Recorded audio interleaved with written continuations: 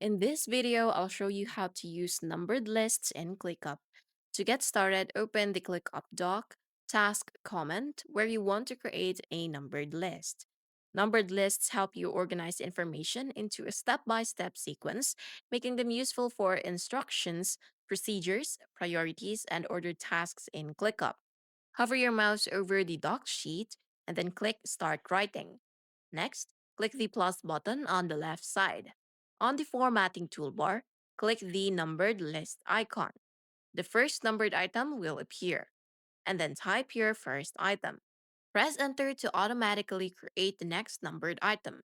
Continue adding items until your list is complete.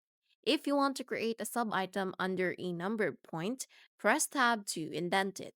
To move it back to the main level, press shift tab. Once you've finished editing, simply click outside the editor or save your changes if required. Using numbered lists makes instructions and sequential information easier to follow, helping you create organized documentation, meeting notes, workflows, and step by step guides. And that's how to use numbered lists in ClickUp. I hope this video is useful, and if you have any questions, make sure to comment down below.